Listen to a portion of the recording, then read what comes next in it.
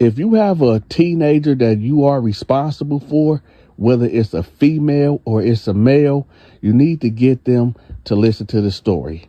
Now, I'm going to tell y'all two stories. That's right, two stories today. One about a female and one about a male. Now, we're going to talk about the female story first. So you get this 15-year-old girl, and she hangs out with these other two 15-year-old girls. Now, what they like to do, they like to go into these clubs where they know dang well you got to be 18 or 21 years old and up. But somehow, some way, they be getting up in these clubs and flirting with these dudes. Now, listen, these girls are virgins, okay? So they not being intimate with men at all. They just going in the club, they dancing, they flirting, and they drinking. So we're going to say a Saturday night comes around and they get up in, I'm not going to name the club, I'm not going to name the city, but they end up getting up in this club and they just chilling. So this dude come in there, and I'm talking about, when I say he iced out, he dripped out, right?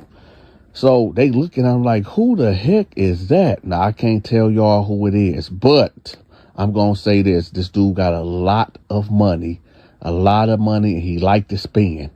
So they looking at him, and he peeped them out. So he looking at him, he like, God dang, who was that? So he tell his man to go, he like, yo, tell them come over here. Tell them come over to the VIP.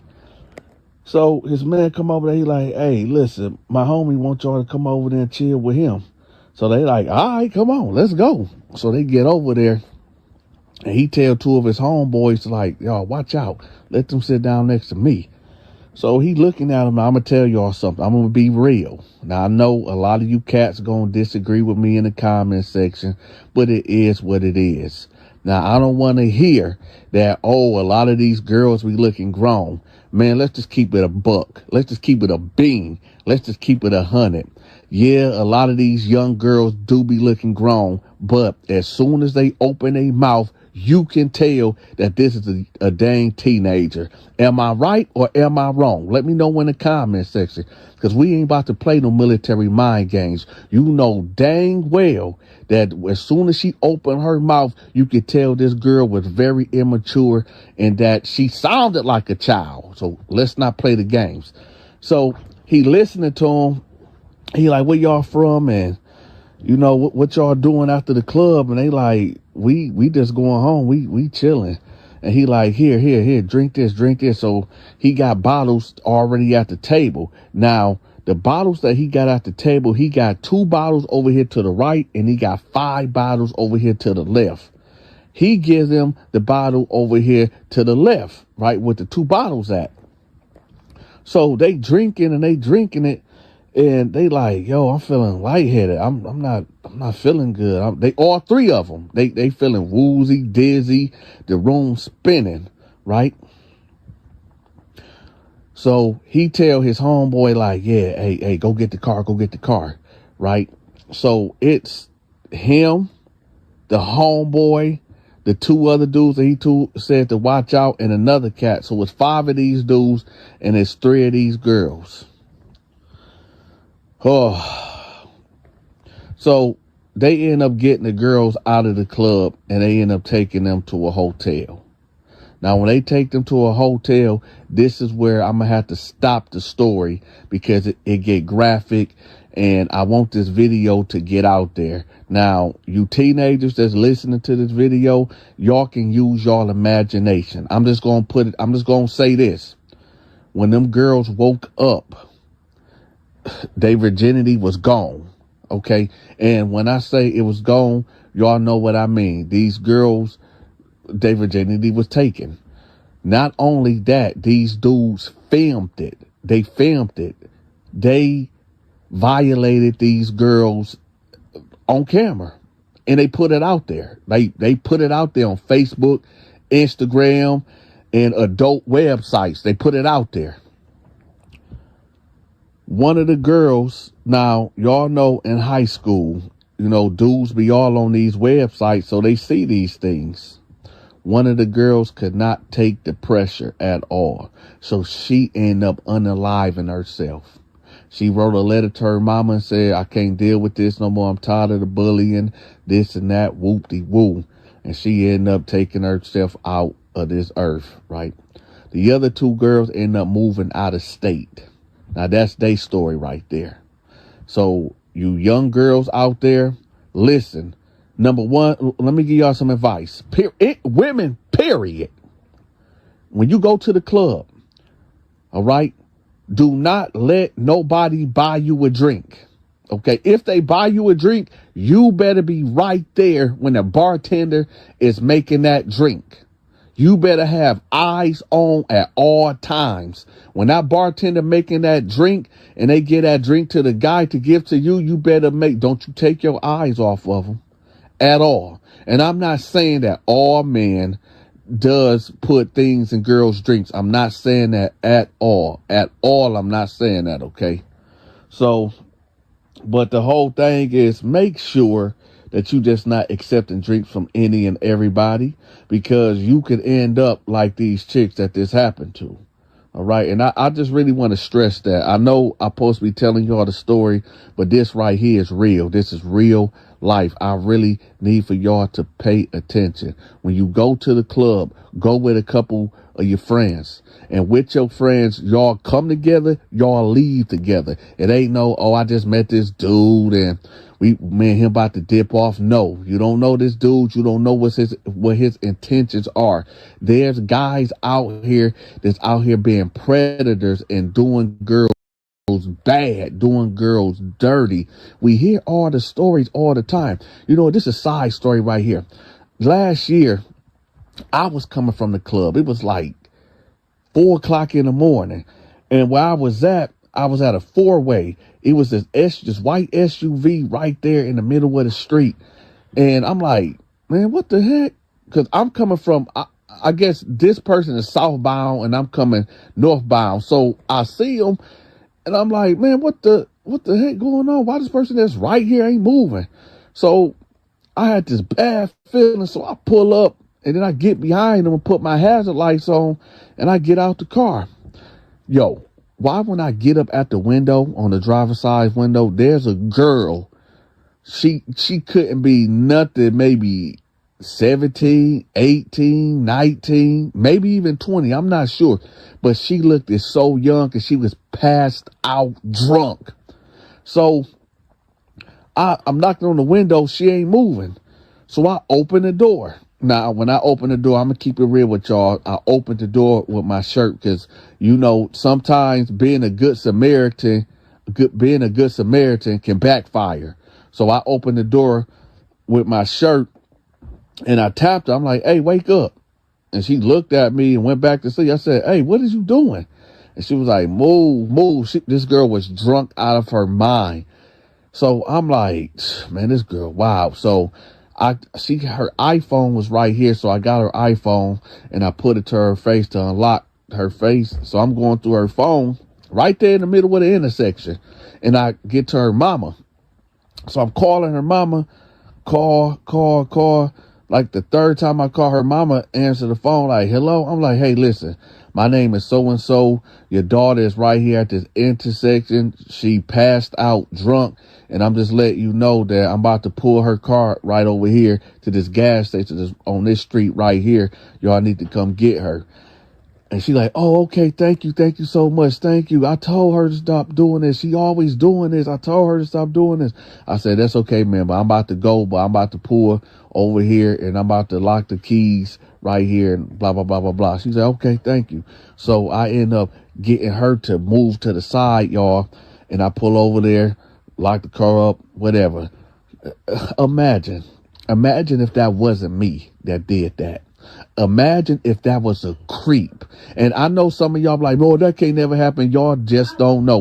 Y'all just do not know, man. It's all, you would think, even after the Jeffrey Dahmer show done came out, how Jeffrey Dahmer was kidnapping dudes, you would think that people would not be that dang careless. This girl was passed out drunk. Imagine if I was a creep. She could be somewhere in somebody's basement, in my basement right now, tied up with a missing persons case, and her parents all on the 11 o'clock news in the morning news talking about, please just bring my baby home and prayers. Hey, y'all, you young girls, you women, period. Y'all got to tighten up. This world is not rainbows and cherries.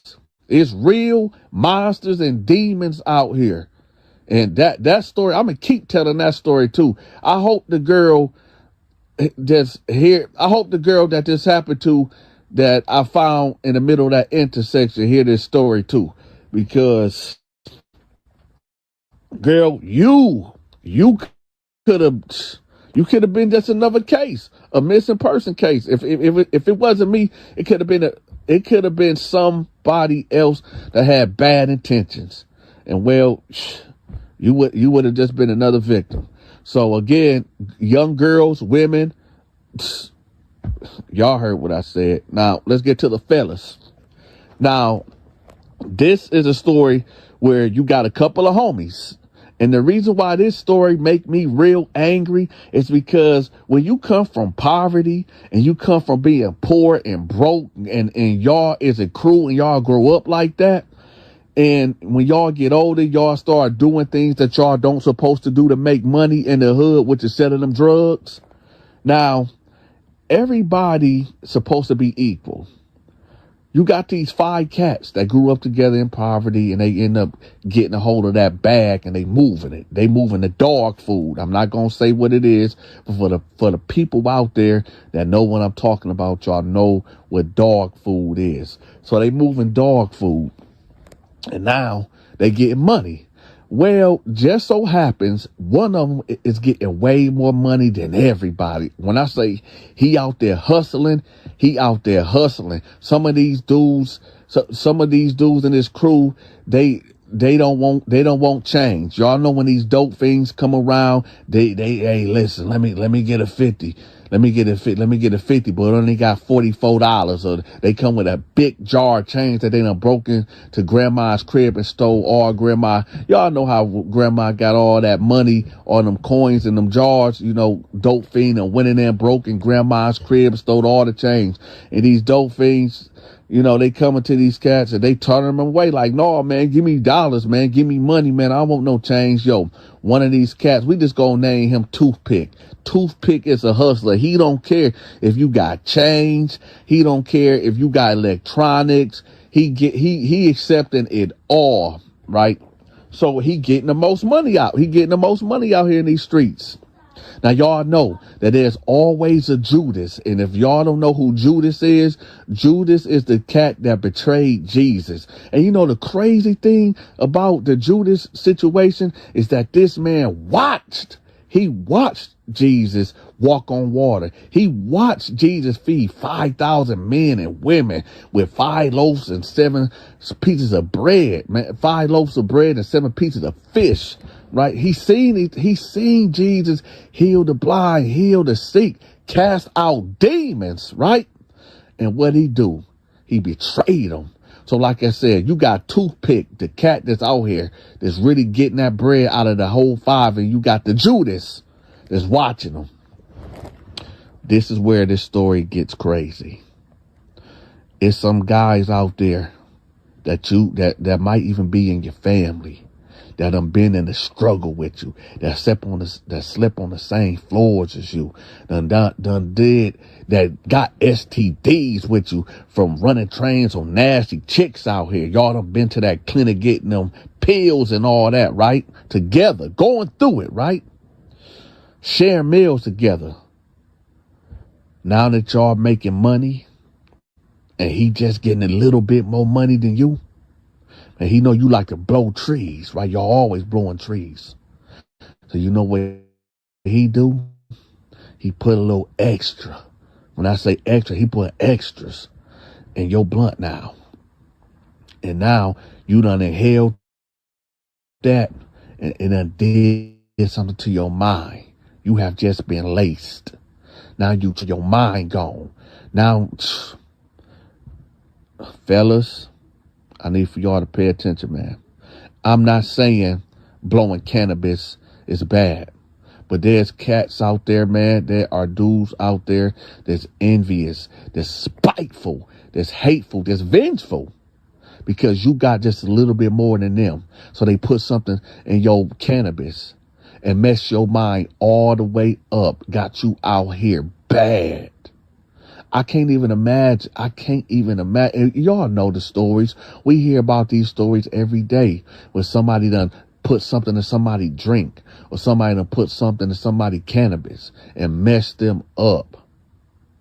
It's like, I be wondering, like, sometimes, like, the people that this happened to, do they know that they messed up? Are they trapped in a living hell? You know what I mean? Are they aware of what's going on? And like, I just can't get right, or I'm trying to get right.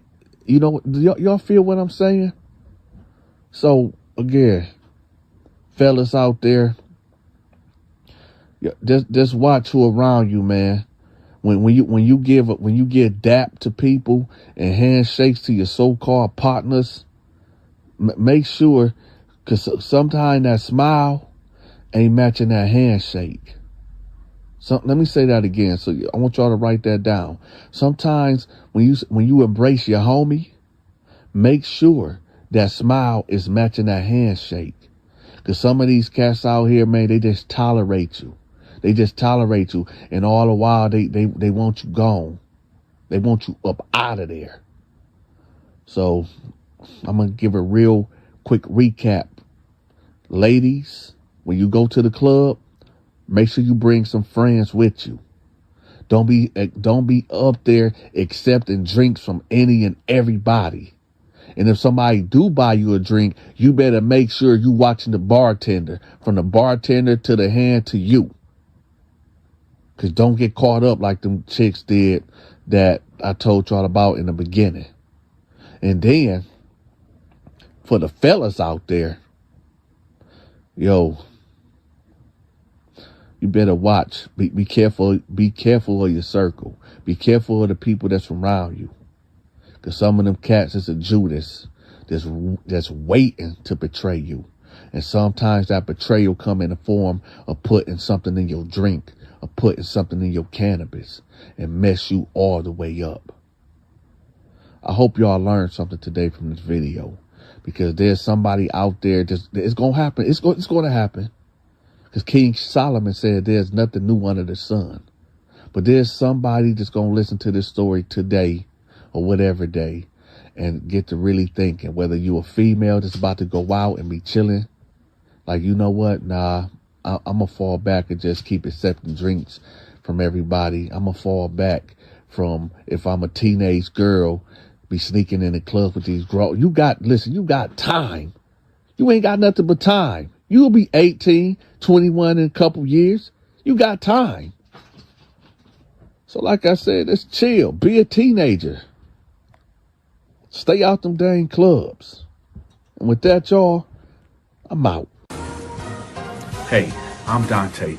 If you enjoyed this story time, make sure you hit that like button, share the video, and if you are not subscribed to the channel, make sure you subscribe. If you want me to promote your business or your social media channels, email me at thedanteshow88@yahoo.com. I charge $50 per video. Don't forget, y'all, I go live every Monday, Tuesday, and Wednesday at 6 p.m. Eastern Time. So it was this girl, we're going to call her Keisha. And she had her baby daddy, we going to call him Mike. So Keisha and Mike been rocking for a long time.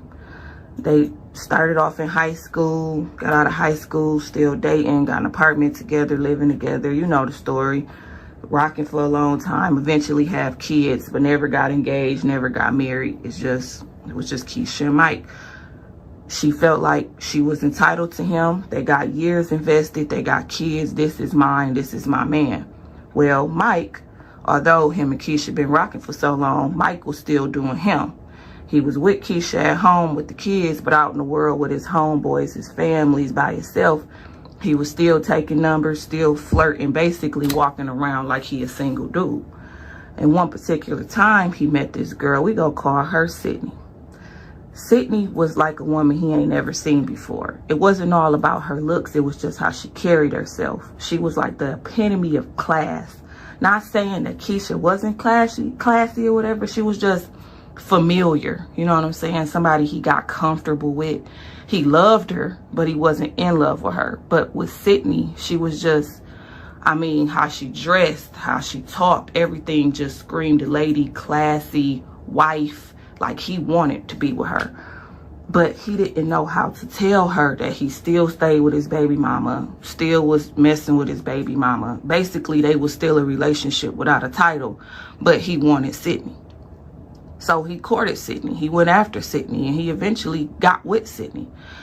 Sydney, she's with Mike. They having this good relationship. And she started hearing that Mike had a baby mama that he was still with. Now, she knew Mike had kids. She wasn't going to interfere with that. She wanted him to be in his kid's life and be a good daddy. But at the same time, you could be a good daddy and not be messing with your baby mama. She was not okay with that, wasn't going to be okay with that. And she let him know that. And he was lying to her within their relationship. Like, no, it ain't even that. We just co-parenting or whatever. But over time, she kept hearing that he was messing with her, and she addressed it. Like, I hear what you saying, but I'm hearing all these noise about you still with your baby mama. I'm going to just let you know right now. If that's the case, you need to dead that, end that, because I'm not about to be with no dude that got a whole nother lady on this side. You're not about to have me out here looking like the side piece, the sneaky link, none of that. So you either with me or leave me alone, because there's somebody out here that appreciate all this, and he ain't trying to two-time me, have me his cake and eat it too. No, I'm not dealing with that. So he like, nah, baby, you know what?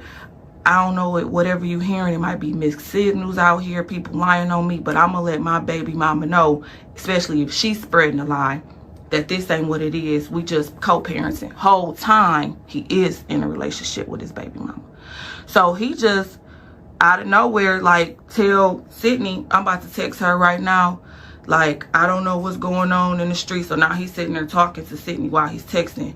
But this is just over with. We ain't doing nothing. We ain't gonna be together no more. It's just strictly the kids. I don't know why people saying we still together. You know what it is. Lying. Trying to please Sydney. And that's just what it is. He's saying Sydney's, that was enough for her because he did it in her face. But now Keisha's blowing up his phone, texting, blowing up the phone. She mad because she don't know what's going on.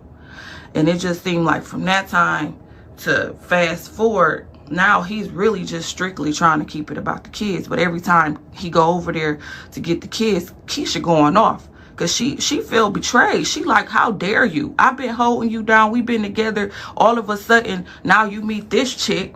And you know what I'm saying? I'm not good enough no more. What is this? What did I do to cause this? And he like, well, you know what it is. It ain't been right for a long time. We just been comfortable. We just been convenient for each other and all this, that. And she like, you wasn't saying that when you was sleeping with me. You wasn't saying that when we been together this long. I let you go out. I let you have your fun with your boys. I let you do you. But now all of a sudden you meet this girl and I ain't good enough.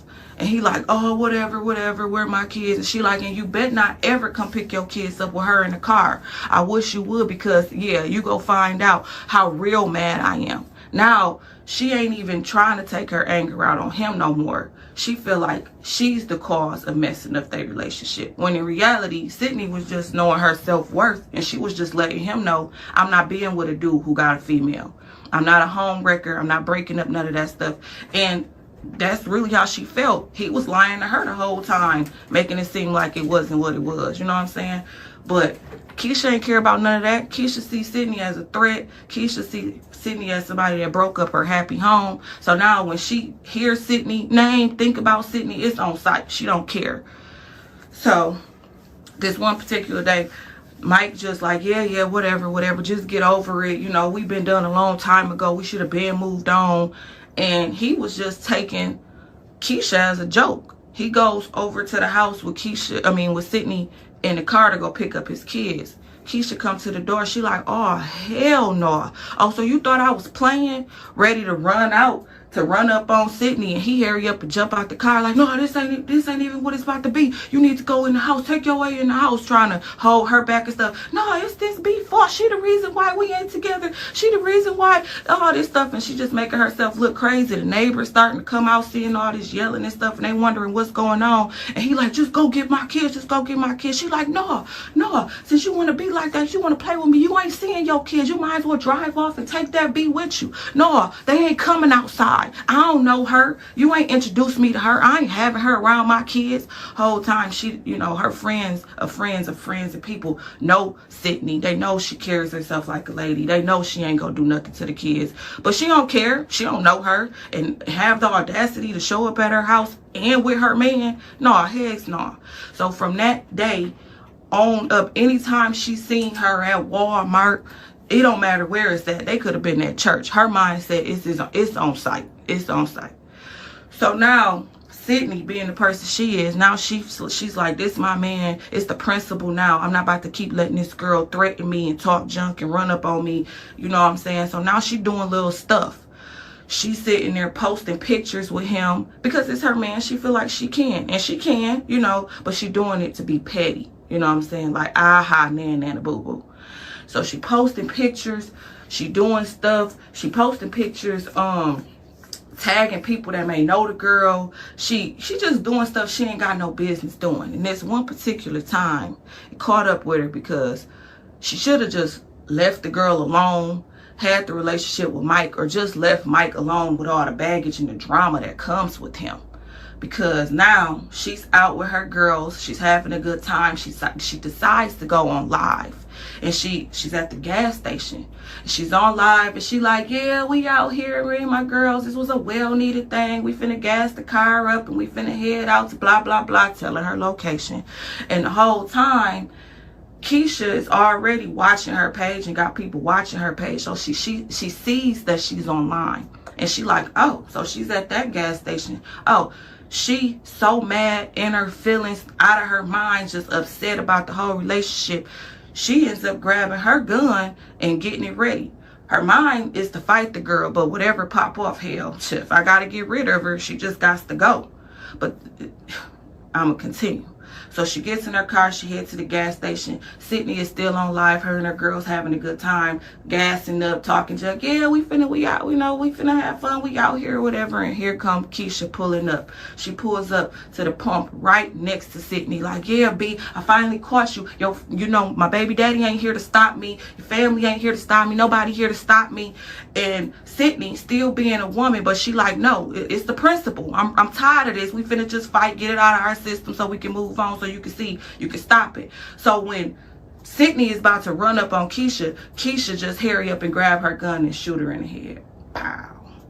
All this is on live. All the friends and everybody going crazy. Keisha hurry ups and jumps in her car and she drives off. They got her license plate in the live video. Everybody screaming, oh my God, not Sydney. Oh my God, I can't believe she just did that. It wasn't that deep. It wasn't that deep.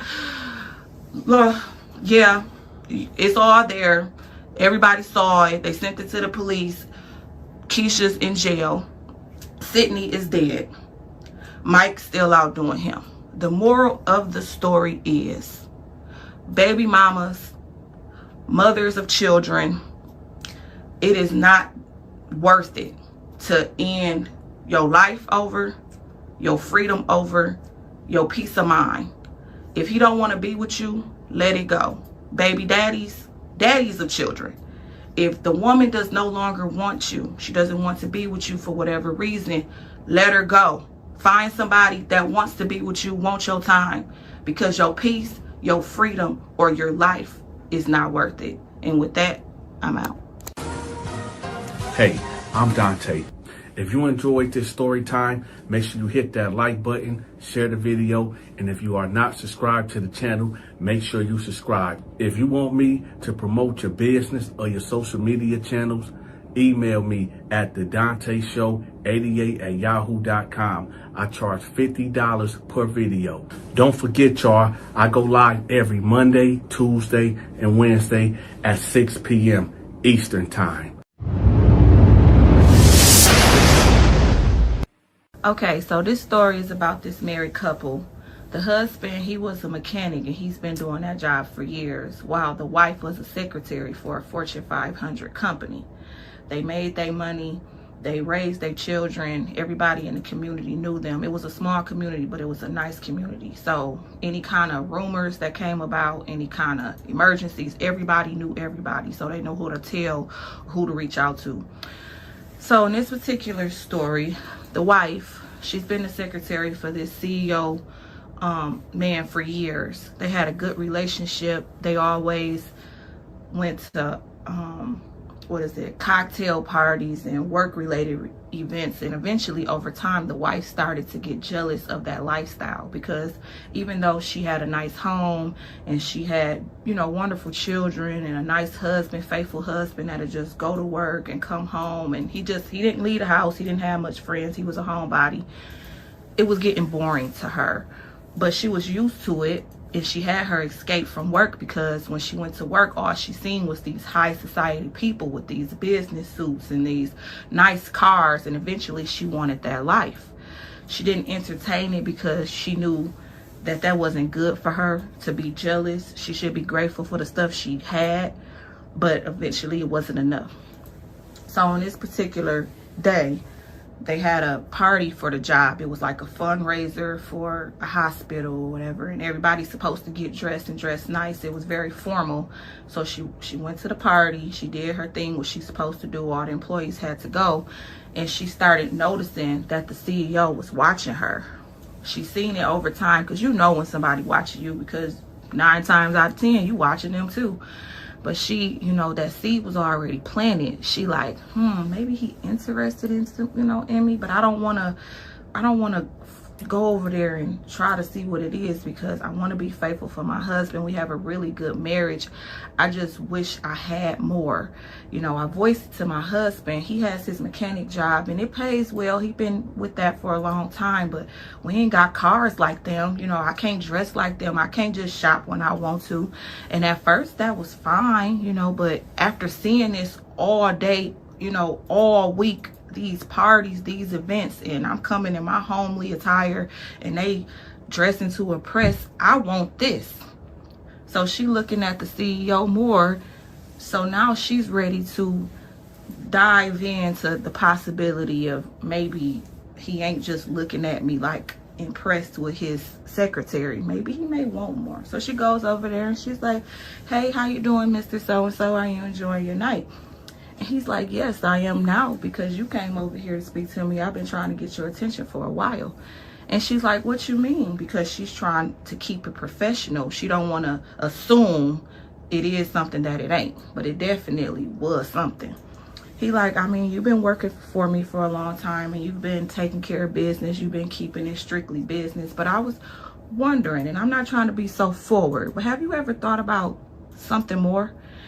And she's like, what do you mean something more? Mr. we're gonna say so-and-so, you know I'm married. Oh, no disrespect to your husband. I'm just saying we work closely, long hours, day and night. Your husband never complains. You're always here. When do you really have time to be home with your husband? And he's saying it trying to sound polite, but he got a little cocky edge to him, because I mean, he the CEO. Women always throwing themselves at him. He walk like money, he talk like money, and then how he dressed in his cars and his persona is money. So he knows if he want a woman, 9 times out of 10, he's going to get her. So he's testing his luck with his secretary, who he's been working with for years, because that's the only female who hasn't thrown herself at him or showed interest in him or even tried to flirt with him. She's been strictly professional up until this point. So they talking and he's like, would you like me to get you a drink? And she's like, well, my glass is already kind of full, but I mean, why not? One more won't hurt. Well, that was her mistake, because 1 turned to 2 and 2 turned to I don't know how many, because she's sloppy drunk at this point. So they laughing and she touching his shoulder. Oh gosh, Mr. So-and-so, you're so crazy. I'm just really enjoying myself. I hope this night don't have to end. And he like, well, I am the CEO. I can keep this party going. Or if it's okay with you, we can leave and take a nightcap. And she's like, a nightcap? What do you have in mind? He like, well, I mean, my car's right outside. We could go get a room. It's nothing. That's whatever you would like to do, because I know you're married. I'm not. So whatever you say is okay with me. And she was like, well, okay, then let me go to the coat check and go get my stuff, and I'll follow your lead. So they eventually ended up leaving, and that was when the affair started. At first, it was just a simple little thing where they would just meet up on, you know, lunch breaks, because they still had to be professional at work. But he would take his lunch break. She'd look at her watch, wait 5 minutes, and check out with him. They're little quickies here and there, go around the corner, get a room, because he had money. He could get a room whenever he wanted to. They'll have a little quickie in the room. She'll tell her husband while she cooking dinner, oh, baby, I got to run out. I forgot to get milk. I forgot to get eggs. When really she's meeting him around the corner to have some car sex, you know, whatever she could to get it in. And she was so addictive to the CEO. She was something like he never had before. It was like a drug. So he just had to have her, to the point where he's like, you got to leave your husband. And she like, what do you mean? What do you mean? I thought this was just a friendly affair. We understood each other. You know, I really love my husband. I stay in a small community. I cannot let this get out. That's the whole point of the, you know, discreetness. I cannot let this get out. And he's like, no, I'm over that. We're grown. You clearly want me. I clearly want you. I'm not messing with nobody else. I'm only sleeping with you, and I can have anybody I am. I'm CEO of the blah, blah, blah, yada, yada, talking his game, because he like letting her know I'm choosing you. But where he messed up at is he's choosing a married woman. So he put her in a dilemma. She's like, I really like you and I love what we have, but I'm married. I have children. I stay in this community. Everybody know each other. This cannot get out. He's like, well, why don't you get a divorce? And she's like, why would I get a divorce? I have no reason to divorce my husband. He doesn't do anything wrong to me. He doesn't cheat on me. He doesn't abuse me. He goes to work. He takes care of his business. He's great with the kids. He's great at home. He doesn't have friends really, so I know where he's at all times. Why would I leave him? He's like, because I love you. What if I give you $500,000 to leave your husband? She got to thinking like, $500,000 ain't bad, and that'll change my lifestyle. I mean, I could be dressing and looking and being like y'all. I'll fit right in. He's like, I'll take it even a step further. How about I sit you at the table with all the other partners, let them know how great you've been, and try to get you a promotion, so you're no longer my secretary. You are in the business like fully.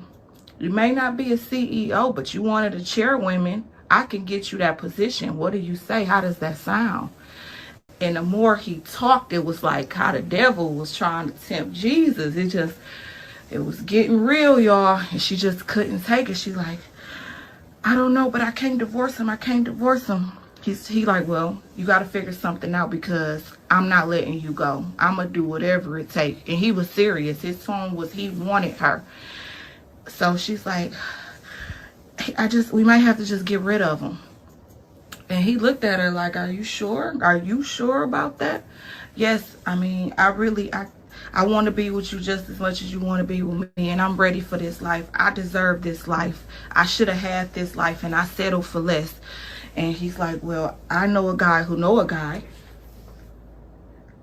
And I know a guy who know a guy. I can make some calls. And she like, yeah, set that up. And then you just give them my information. He's like, wait, I'm not going to give him your information, because I don't want it to come back to you. We're going to go get a throwaway phone. We'll connect through there. We ain't going to do no texting. We just going to do some calling. I'm finna set this up real quick. Give me about a week. She's like, okay, I'm on your time. You just handle everything. And I let him know my husband's schedule, where he's at, where he's going to be, so this can get taken care of, because I'm ready for you. He's like, all right. So over the week span, they're swapping stories, schedules, locations, and everything, letting the dude know what's up and all this stuff. So here we are. The husband is leaving work. It's late. He just got done fixing on a car. It's been taking a little longer than he expected. So now he's going down the street where he normally goes home. Next thing he knows, he hears a shot, pow, and it hits him right on the neck. Now, he is frantic because adrenaline is kicking in, because all he heard was the shot. He didn't even realize he was shot until he started losing consciousness and the car just started to swerve over into a ditch. Now, the husband is in the ditch bleeding out and he's dead. The wife is acting like she's waiting on him to come home because she noticed he has a schedule. He comes home at the same time, whereas my husband. So she playing it off. She's trying to geek herself up because she got to call the cops because, you know, it's a whole act. So she let an hour go by, 2 hours, 3 hours. Okay, now she's like, it's time. She calls the police. Oh my God, I need to make a missing persons report. Something is not right. And like, ma'am, calm down. What is the problem? My husband, he's normally here every time. He normally calls me when he's leaving work and going somewhere else to pick up something or whatever the case may be, but he's not here. 3 hours then passed. They're like, ma'am, it is too soon to file a missing persons report. Are you sure your husband, you know, is he missing? He could have just stopped and grabbed a drink. Well, my husband doesn't drink. Well, I mean, ma'am, normally policy is it has to be missing for at least 24 to 48 hours. Well, I just need somebody to just go look around, and from his job to the street he takes home to make sure he's good. I just know something's not right. And she's doing the crying and just acting a whole fool because she got to put on the act. She know they recording her. She got to make herself look not guilty and as a worried wife, you know what I'm saying? So they're like, okay, ma'am, I'll call dispatch and have a, you know, patrol car hit that street you just told us about to make sure your husband's good. Okay, 25, 30 minutes later, she gets a knock at the door. Boo, boo, boo. Miss so-and-so. Yes, have you found my husband? Yes, ma'am. I'm so sorry to have to inform you, but oh my God, please don't tell me. Please don't tell me. She got the crocodile tears. She acted a whole fool, y'all. Oh my Lord Jesus, what is going on? Yes, ma'am. I'm so sorry to have to inform you, but your husband has been found en route, yada, yada. He is no longer, with us, ma'am. Your husband is deceased. Oh my God, was he in a car accident? What happened? No, ma'am, he was not in a car accident. Your husband's been shot. Oh God, she's acting crazy, grabbing her stuff. I gotta go see him. It might not be him. Are you sure? And all this stuff. And so she getting her stuff. She goes down to where they take the bodies and she go verify that it is him. And now she has to look like, because she's in a small town, like the wife that's in mourning and so sad and oh my God and all of this.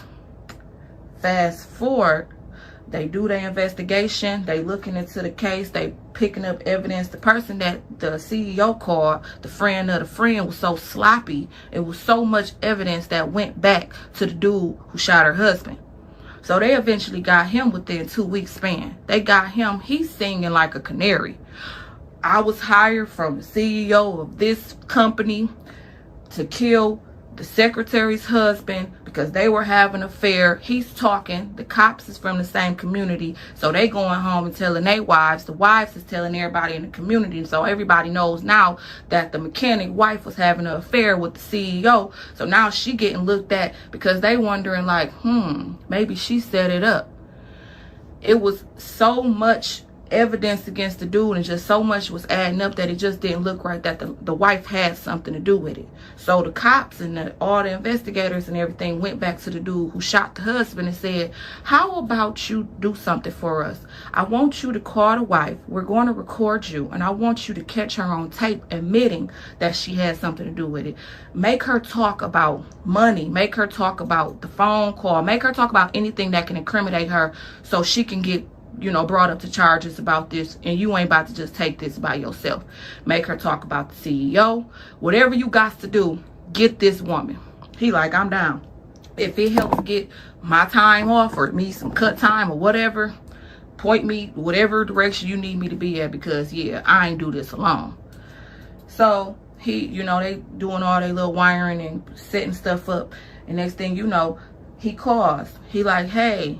She's like, hey, why are you calling me? The deed was done. I mean, don't you call this phone no more. He like, no. I'm calling you because I was supposed to get my money, but I didn't get it all. And she like, what you mean you didn't get it all? You know, so-and-so made sure that he paid you. He like, well, somebody's lying because I didn't get all my money. I got half of it. Half upon taking the request, and I'm supposed to get the half when it was done. She's like, no, the whole thing was paid. You know what, I'm finna just call him. Give me a second. I'm calling him on three-way. So she calls the CEO, the person she having an affair with. She talking, Yeah, the guy is on the phone. He's like, so what are you calling me for? Because this is your guy of a guy who's supposed to set this all up. We trying to get this taken care of. Don't you want me? This is what you've been saying. Yes, but we supposed to end this when I paid him. Dude on the phone like, I didn't get all my money. He's like, what do you mean you didn't get all your money? I paid you in full when the job was done. Well, after I killed her husband, you only paid me half. No, I didn't. I paid you the whole thing. Right then and there, they had enough. They was able to indict the person who did the crime, the CEO, and the wife. So the moral of the story is, y'all, don't be trying to keep up with the Joneses. Be grateful and content with what you already got. And with that, I'm out. Hey, I'm Dante.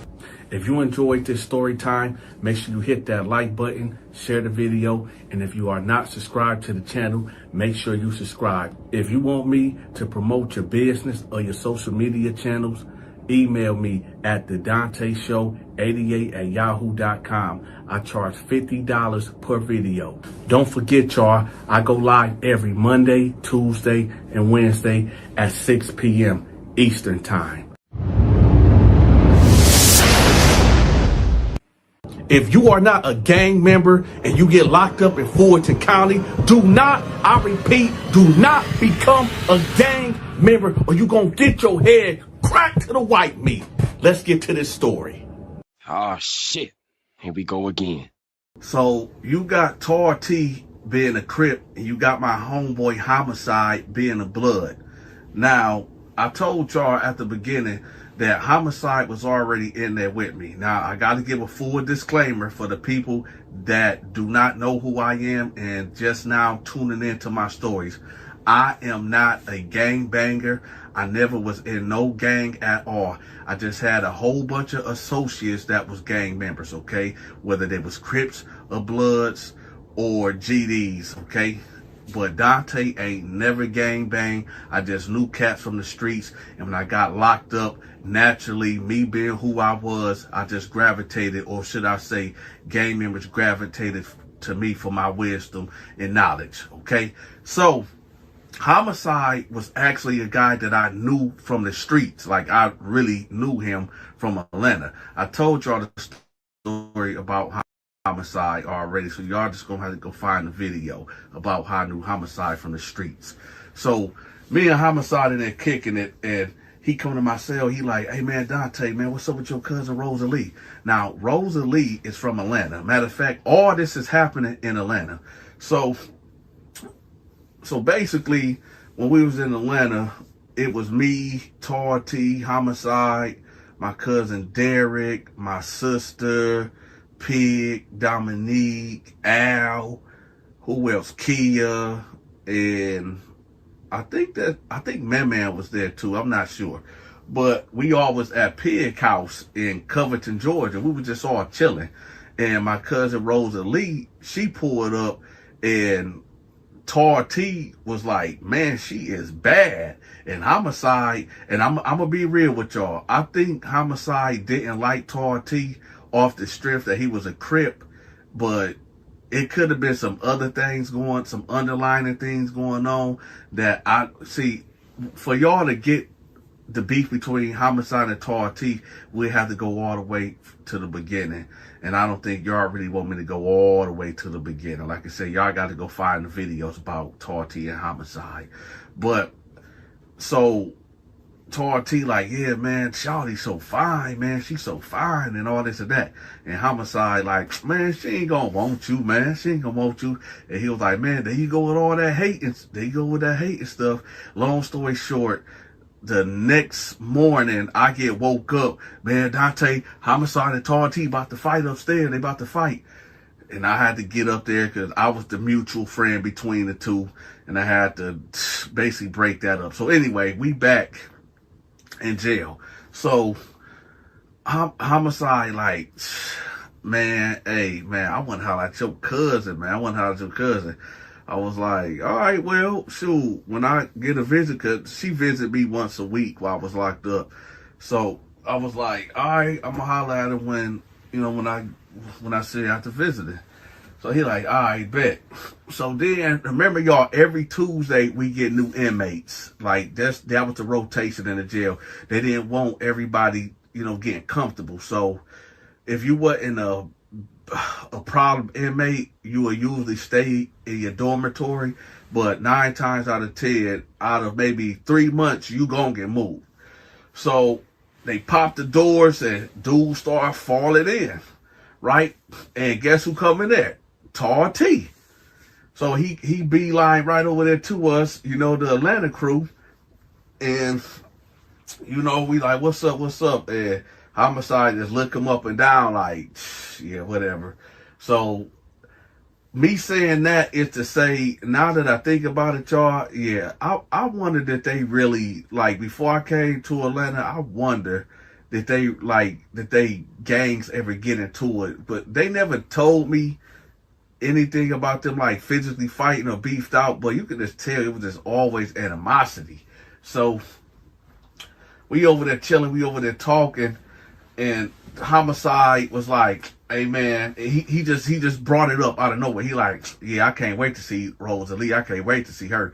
And remember y'all, I told y'all him and Homicide, him and Tar T already had words and was about to fight when we was out there in the streets in the house about Rosalie.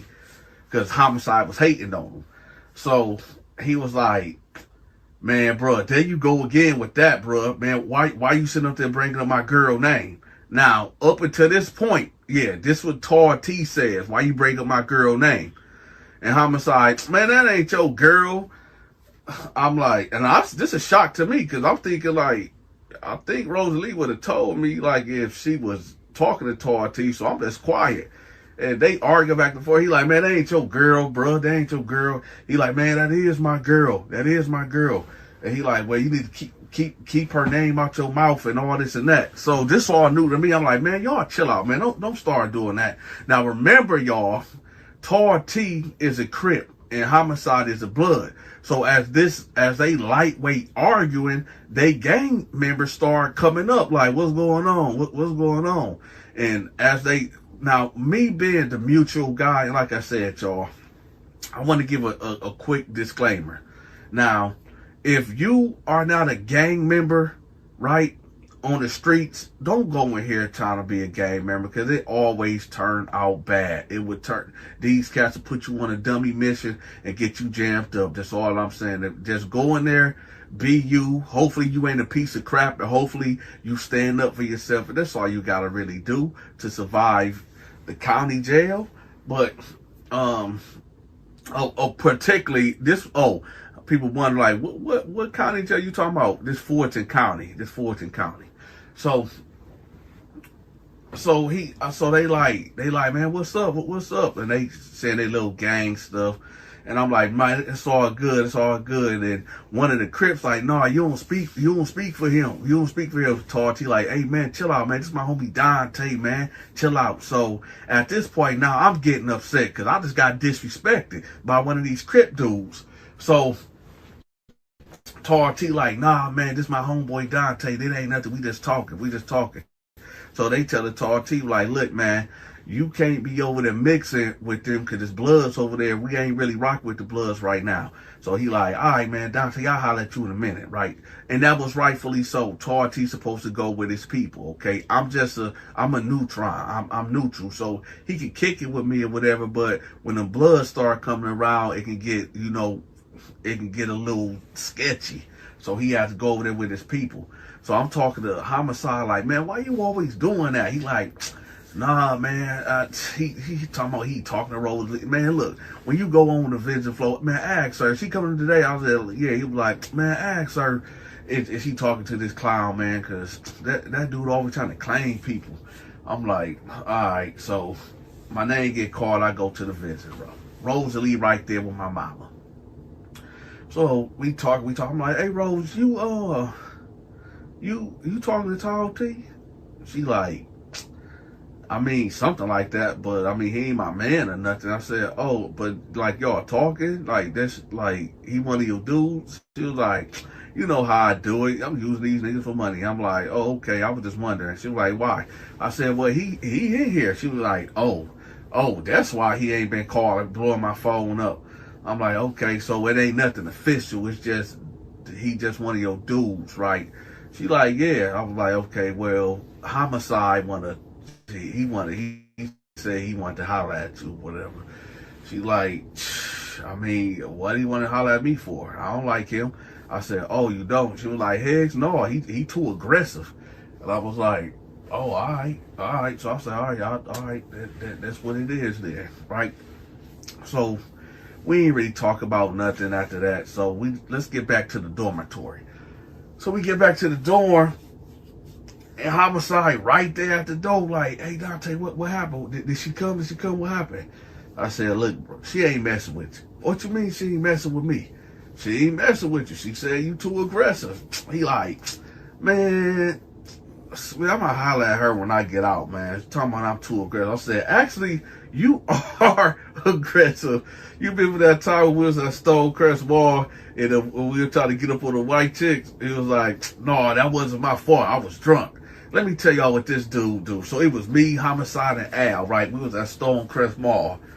And we see these white chicks. Now, at them times, you know, we try to pull up on some white chicks that got money. You know, if it'd be a Friday evening, right? And we ain't got nothing to do for the weekend. We don't feel like partying. We, you know, want to get treated. And what's treated, you know, get taken care of by some white chicks, right? So we end up seeing 4 white chicks. And, you know, I went up on them. I'm like, what's up, ladies? And they was like, we okay. I'm like, what y'all doing? They like, we going shopping and this and that. So I'm like, well, it's 4 of y'all and it's 3 of us, you know, me and my 2 homies. Y'all want to kick it this weekend? They like, we got boyfriends and all this. Now I'm like, I know. I said, look, man, y'all are that dang gorgeous. So I know y'all got boyfriends, but you know what they say? Once you go black, you don't go back, right? And they got to laugh. They like, you funny and all this. And I said, yeah. So they like, all right. So it was this one. Oh, I just thought about something, y'all. I should tell y'all this story next. Yeah, because this right here is wow. Well, okay, let me change the name. So I'm going to say Kathy. Okay, so Kathy is the one that was feeling me, right? So so after, I guess, okay, so they was hanging back, and once they see Dante like really engaging the girls, then my other 2 homeboys just pull up and, you know, they start talking to the chicks, right? So Al ended up getting 2 chicks. Like 2 of the chicks was really feeling him. They was saying Al looked like the dude from Drew Hill, not Cisco, but the other one, like the other skinny guy. Al kind of favored that dude. So they was like, oh, you look, I forgot dude's name, but they was like, oh, you look just like blah, blah, blah, blah, blah, blah, blah. So I'm like, so what's up, y'all? The mall about to close soon. So we with y'all or what up? They like, all right, y'all can come with us. Y'all come with us. So listen, y'all, when I say they was breaded up, I'm talking about they was breaded all the way up. They stayed like in this, I forgot it was off of Old National Highway in a mansion. They had like a baby mansion. So her daddy, Catherine, the girl I was talking to, we went to her house. Her daddy was like a sports lawyer or something like that. I know he was a lawyer and he was dealing with sports or entertainment or something like that. But he was on a cruise right now. So they had the crib wide open. So, man, we went in there. Man, this house was nice. So, well, yeah, I'm definitely gonna have to tell a separate story about this because I can't really. This is a prison story right here that I'm telling y'all, but yeah, this story right here is crazy. Anyway, so that's how we all met. Wait, I forgot even why was we even talking about this? Huh? I don't forgot about the dang okay. It was the beef between Homicide and Tall T. My fault, y'all. Y'all know Dante get carried away. I done went into a whole different story. Anyway, so let's get back to, and I'm sorry, I know y'all gonna rip me apart in the comment section. I know y'all like, dang, man, this story was getting so good, man. Why you just switch like that? I'm sorry, y'all. Donta apologized. I get carried away sometimes, but I promise y'all, I'm going to give y'all that story. I promise y'all. So anyway, let's get back to the pod, right? So homicide right there. And I tell him like, yeah, that's why I said that, because the chicks be said that he too aggressive, right? So that's why he was being aggressive with one of the chicks with one of the white chicks. Okay, she wouldn't give him none, so he was being aggressive with her, and she ended up hitting him, and we had to go in the room and pull him out of that room before something happened. That's what I say, him being aggressive. So that's why I was telling that story. So let's go right back to the pod. So I tell him, she like, no, you too aggressive and all this and that. He like, man, I'm not aggressive. And I was like, you is aggressive. Remember what happened with the white girls? And he was like, oh yeah, that is right. But no, that wasn't my fault. She was playing. Now, let me ask y'all a question. Do y'all know any cats out there that be over aggressive with the females? You know what I'm saying? Be trying to bully it out of them. They be like real aggressive. And even though the girl might be afraid to say no to him, let me know in the comment section if y'all know somebody like that. Matter of fact, I know 2 cats like that. One dude from Flint and Homicide. So anyway, you got it where he like, all right, man, whatever. So Tar T come over there. He like, hey, you seen, somebody told me you be talking to Rose, like Rose just came and visited you. I was like, yeah.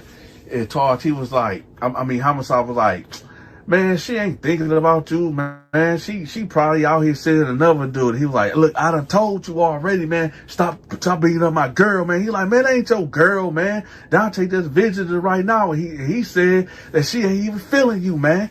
I never said that to Homicide at all. So he like, man, get out of here, man. You always trying to get in my business, man. Stop getting in my business. So here they go arguing. I'm going to be real with y'all. In the streets, every time when us 3 was around each other and other people, it was always an argument, man. They always was getting into it for petty stuff. And yes, it was Homicide always starting the stuff between them 2. So they arguing, and here come the Bloods, and here come the Crips again, and they like on a standoff. And then this one dude named J-Rock from the Crips was like, hey man, y'all arguing over a B? Y'all arguing over a B? Now remember, y'all, Rosalie is my cousin. So when he said the B word, I'm like, hey man, you need to fall back on that B word. And he like, what you mean fall back? Hey, y'all ain't finna be arguing over no B, man. Y'all keep arguing over B. I said, hey, J-Rock, you need to chill out saying the B word. That's my family who you talking about. He like, man, like I said, I'm like, no, it ain't like what you said. Now, at this time, Homicide and Tar T stopped kind of arguing. And now it's just me and J-Rock. Tar T, Crip homeboy, that's really going at it now, because he keep throwing that B word around. He like, man, like I said, bro, y'all they need to stop arguing over this chick and all this and that.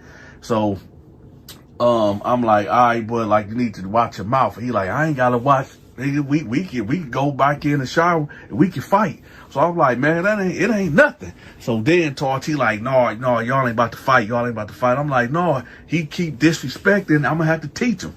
So Tar T like, no, I can't let you do that, because they gonna try to jump you. And Homicide like, ain't nobody jumping my partner.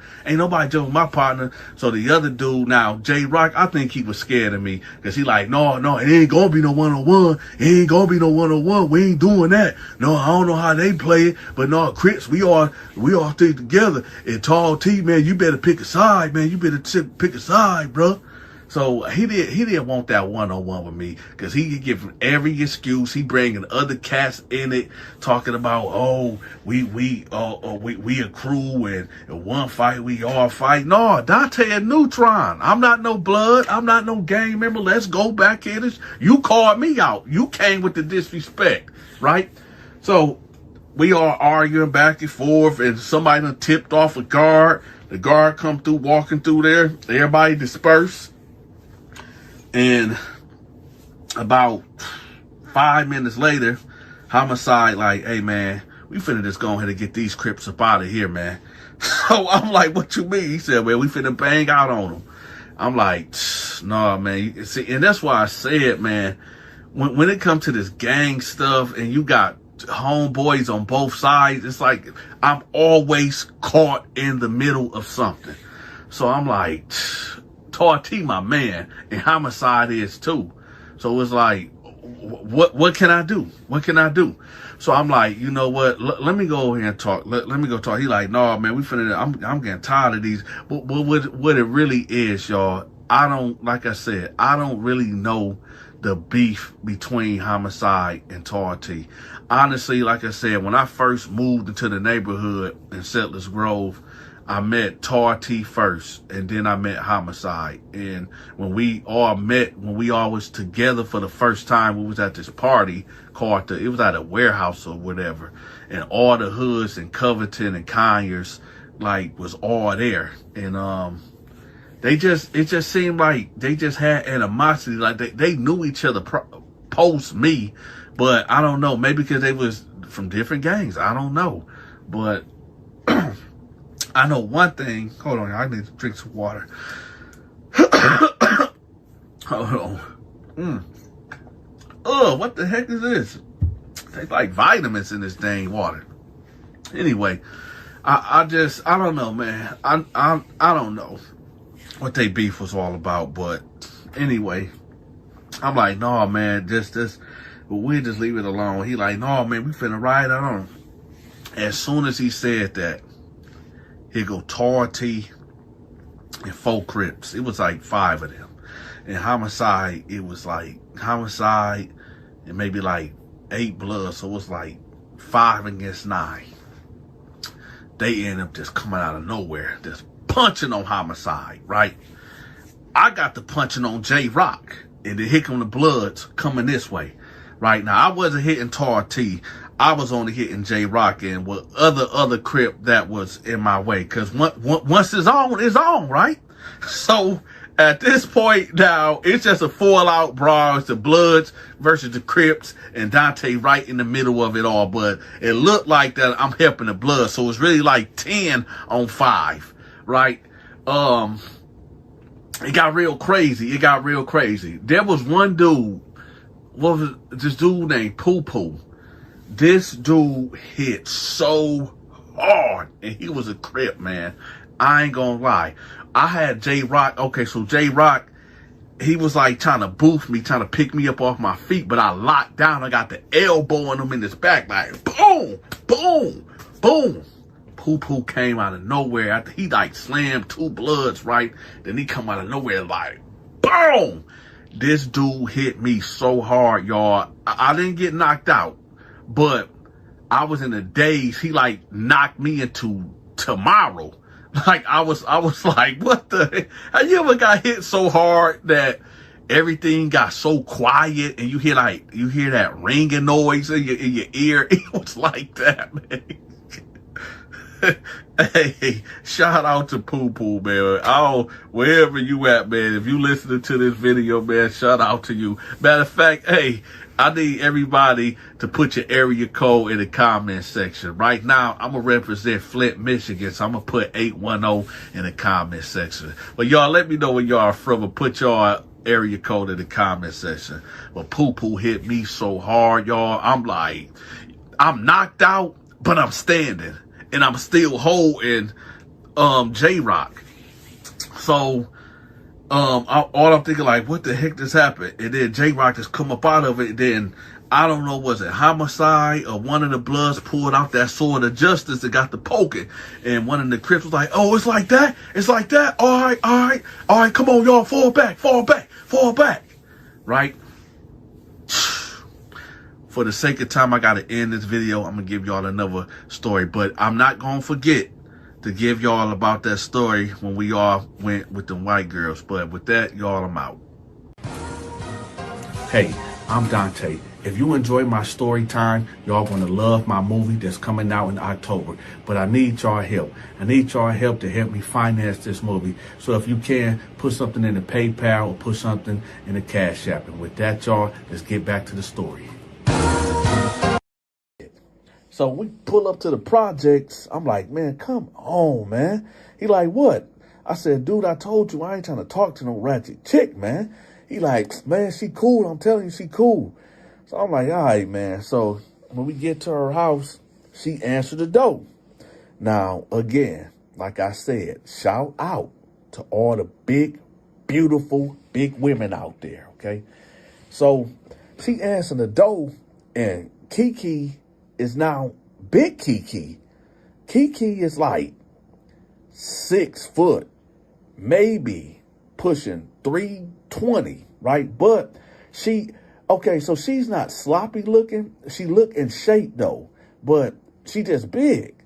And, she got makeup, her hair done, she like a boss chick, a boss big chick, right? So, and I forgot to tell y'all, she got a gold tooth in the front of her mouth too, like on the right side. So she like, oh, boo, oh, man, oh, this your cousin, ain't it? So when she opened the door, she kind of like grabbed me a little bit. And now, you remember, y'all, I'm like, 5'11", maybe 170 at this time. So when she grabbed me, she like grabbed me and like hugged me, like brought me into her bosom. So I'm like, I kind of pushed back because I'm going to be real. I'm going to be real with y'all. I ain't never been with a big girl. It's not that I was discriminating. It's just a big girl ain't never came across my path. So, I just never had that experience, and, it is what it is. So like I said again, before y'all start trying to come for me talking about, oh, Donta shaming. No, trust me. Donta ain't shaming at all. I got, number one, hold up. Before we even go any further. Number one, this was about what? 10, 11, 12 years ago? Maybe, no, not even that. This was like maybe 15 years ago, now that I think about it. But Donta is married. So it ain't me relishing in the past, thinking like, oh, I want this type of woman and that. No. I'm just giving y'all the story. Y'all here for the story time. So let's get to it. So I kind of pushed back on it like, yo, hold up. The captain was like, yo, I'm going to leave y'all to it. And he walked out. So she like, man, I've been thinking about you all the time. So I'm like, hold on. I said, so what's your name? She was like, man, my name Kiki. And listen, y'all, Kiki was real freaky, really freaky, like over aggressively. So it's like she kept touching on me, and I'm like, I started getting uncomfortable. Let me tell y'all something. I never thought I could say that a woman could violate me in that way, but she was in total violation. She kept trying to touch me and stuff. I'm like, yo, hold on, man, chill. So I get up, and this is no cap, y'all. It's like Tom and Jerry in that house. I'm trying to like literally get away from her, and she keep like chasing me and like trying to grab on me and hug me and stuff. And I'm like, yo, chill out. So I'm like, yo, let's talk or whatever, because she trying to get down to business. And I'm like, yo, I'm not trying to do that, And I'm sitting on the couch. And I said, just sit right there. Let's slow down. Let's just talk. So she like, yeah, your cousin C. Jones was telling me that you single and he think that we should be together. All in my head, I'm thinking like, yo, as soon as I get back around C. Jones, I'm putting hands on him. I don't know what this dude was sitting up here telling this girl or whatever, but yo, she got me all the way bent. I'm not trying to be in no relationship, and especially with somebody that I just met, man, that's out. So I'm talking to her. I'm like, okay. So now at this point in time, y'all, Big Kiki is getting way close to me. She getting really close to me. And I'm like, you know what? This ain't going to work. I just felt violated, y'all. I felt pressured, and I'm not trying to sound like a victim, but, I just felt uncomfortable. Let me ask the fellas out there a question right quick. This is for the fellas, right? Have y'all ever been in a predicament where a woman was real aggressive on you and you just didn't want to do anything and you really felt like you could be a victim? Let me know in the comment section. And this is not me being soft or nothing, but I really felt victimized, right? So I was like, hey, hold on. Let me, I know what you want to do, but I like to practice safe intimacy. And she like, dude, I got condoms upstairs. So I was like, oh, man, because at this point, y'all, I'm trying to get away. I'm trying to get away at this time. So she like, I'm finna go get some right now. You stay right there. As soon as she went up them stairs, y'all, I bolted throughout the door. I opened that door and I got up out of there, right? So I'm walking down the street and I call my cousin. I'm like, yo, Jones, man, where's you at? He got the busting out, started laughing. I'm like, man, get over here right now. He like, man, I'm down the street. Here I come. So as I'm walking down the street, like towards the entrance to the left, here she go. Hey, baby, where you going? Listen, this is in the summertime, y'all. This is in the projects, right? Everybody outside. And this is the projects that, I frequent in, people know me out there. So they like, oh, Donta was messing with Big Kiki. Oh, Donta a freak. He was in there freaking on Big Kiki. No, that ain't true. I was getting out of there, right? So I'm walking, cats coming up to me like, oh, you just knocked Big Kiki down and all this. So now this is where rumors start, right? So my cousin pull up and he get out the car laughing at me like, and all this and that. He like, you knocked Big Kiki down? I'm like, man, dude, heck. I'm like, man, take me back to my mama house, man. So we get in the car. I'm like, dude, man, why you play too much, man? He like, man, Big Kiki a freak, man. I lost my virginity to Big Kiki. I'm like, dude, y'all. I'm like, dude, that ain't even my type, man. I don't get down like that. He like, man, dude, she be out. She a real freak though. Like if you wanted to go over there and slide in there one night, Big Kiki would do it.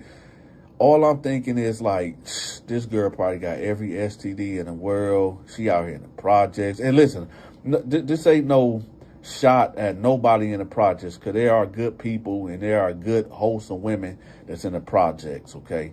But Big Kiki, she was every bit of that stereotype that I'm talking about right now, man.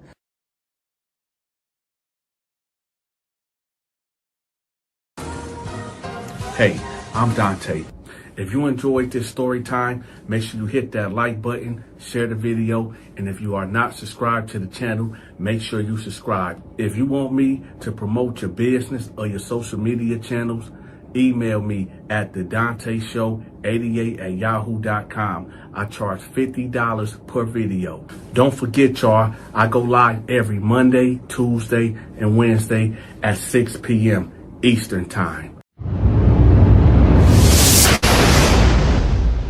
If you catch your man cheating on you, do not get even. Just break up with him or you're going to be in this situation. Let's get to it. Hey y'all, so today's story is about a girl who, instead of just leaving the guy alone, she decided she needed to get her lick back.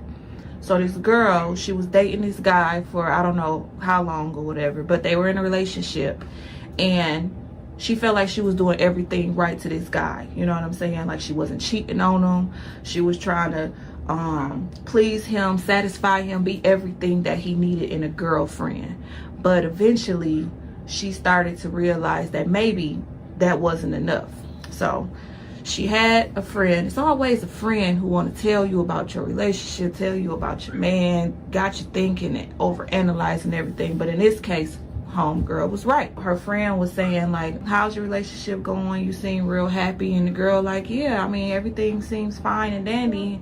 And her friend, she was like, well, I ain't know how to come to you with this, but I was looking at my friend birthday party pictures and I noticed your dude was in the background with another female and they looked real close. And girl, she like, I mean, I knew he was going to a birthday party. You sure? Like, how close is you talking about? Because you could just be overthinking things. You could just be assuming. And she like, no, they was real close. Like, it looked like he was kissing her on her neck. And the girl like, well, can you show me the pictures or whatever? And so she showed her the pictures, and yeah, I mean, there was no debate in that. There was no, like, you could not deny that it looked like he was sitting there kissing her or licking her or something on her neck. They looked intimate in that picture. So girl, she mad. She like, oh man, I need to confront him. I need to confront him because he doing me wrong and I'm doing everything right. I've been swerving dudes. People been in my inbox trying to get with me. And here he go out here I don't even know if this is a girl he cheating with or he just happened to be hooking up at the birthday party. But regardless of what it is, you're not finna do me like that. So friend, like, what you got in mind? Girl, she like, well, a lot of people been already in my inbox, and one person specifically was his cousin. I've been trying to ignore his cousin because I'm like, dude, you foul. This is your cousin I'm dating, but here you go in my inbox every other day. How you doing, big head? Hi, beautiful. When you go give me a chance? My cousin ain't worth it. All this, all that. So she felt like, in her mind, since he wanted to be out here doing him, maybe I should start doing me. Now, audience, this is where when I'm hearing the story, I'm like, girl, out of all the people you could think about messing with, if this is the route you choose to go, I personally would have left dude alone, because he ain't worth the headache if he out here entertaining other females. But she felt like it'll affect him worse if she decides to dip off and mess with the cousin. Bad mistake on her end. However, we'll continue with the story. So she noticed, it just so happens he just wrote her a couple hours ago. So she looked at it, left him on red, but she went back into the message and she wrote him like, hey, how you doing? I see that you've been interested in me some time now, and I mean, what you have in mind? Like, why are you so invested in taking your time out your day to write me and play a cousin, make him look bad? Like, what's up? And he like, no, I just been feeling you. You seem like a good woman, and I just want to show you how a real man treat a woman. And my cousin, he ain't the man for you. He ain't right. He be playing you out here. He be making you look bad. I think you should just give me a chance. And she like, but that's your cousin though. Man, forget him. All this, all that. Just straight up negativity when it comes to the cousin. And she like thinking in her mind, like, yeah, this is the perfect opportunity to, you know, give him a taste of his own medicine. So she like, okay, so when you trying to get together, I'm on whatever time you on, because now she's not even trying to talk to the cousin for real. She really just trying to get revenge on, you know, her boyfriend. He don't even know that, you know, she knows about the picture from the birthday party that the friend put her on or whatever. So yeah, so he like, yeah, we can, you mind going out to eat or to the movies? We can even drive out the city and do something so we ain't gotta be seen or nobody can see us. Let me pause it there, audience. He was already on some mess, because he know, first off, he shouldn't have been trying to court his cousin's girlfriend.